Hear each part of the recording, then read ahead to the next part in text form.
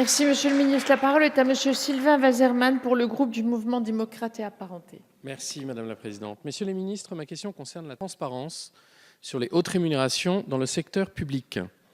Tous les parlementaires, les ministres ont des impératifs forts de transparence dans leur rémunération et leur patrimoine. Dans le secteur privé, la loi impose aux entreprises privées des indicateurs, et je pense que c'est une bonne chose, détaillés et précis sur les plus hautes rémunérations.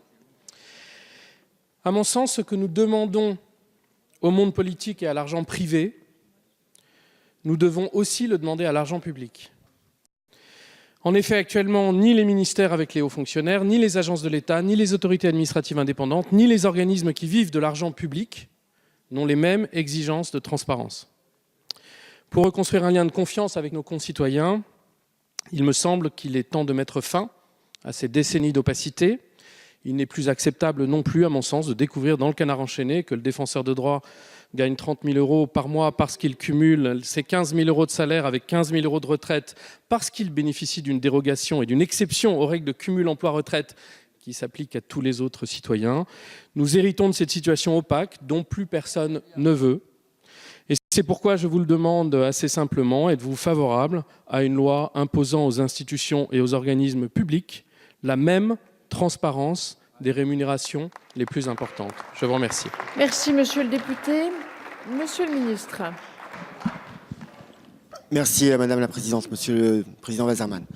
Quelques éléments de réponse à votre interpellation sur la question de la transparence. D'abord pour dire, mais je sais que ça n'est pas ni votre propos ni votre intention, que ces questions ne doivent pas être traitées ni avec populisme ni avec démagogie, puisqu'il ne s'agit en aucun cas de livrer à une sorte de vindicte populaire les noms de tels ou tels.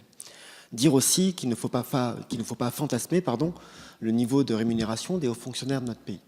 Lorsque l'on regarde dans le secteur privé la rémunération des dirigeants des entreprises de plus de 50 salariés, elle est en moyenne de 9 900 € net, ce qui est 50% plus élevé que les 6 500 € net évoqués en moyenne pour les plus hauts fonctionnaires de l'État. De la même manière, les 1% de salariés, de dirigeants en réalité, les mieux rémunérés du secteur privé perçoivent un salaire brut moyen de 17 970 €, soit 2 fois plus que dans le secteur public pour les 1% de fonctionnaires les mieux payés. Il y a un certain nombre d'éléments que nous connaissons. Nous savons reconstituer, parfois imparfaitement, la rémunération des plus hauts dirigeants d'administration centrale. Nous savons rendre public, cela a été le cas, les rémunérations des présidents d'autorités administratives indépendantes. Nous disposons de la rémunération des dirigeants des sociétés publiques, ainsi que des EPIC, qui est connue puisque la loi prévoit sa publication. Nous devons pouvoir avancer sur ces questions-là.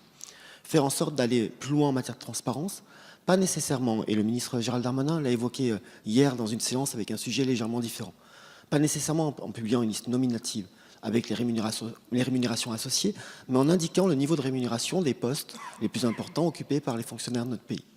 Nous allons aussi travailler pour faire en sorte que celles et ceux qui acceptent ou qui accèdent à des responsabilités importantes à la tête des AAI et qui bénéficient par ailleurs d'autres revenus, notamment de pensions, comme vous avez pu l'indiquer au travers d'un exemple, puissent faire l'objet d'un écrêtement et que les situations de cumul telles qu'elles ont pu être dénoncées ne soient plus admissibles.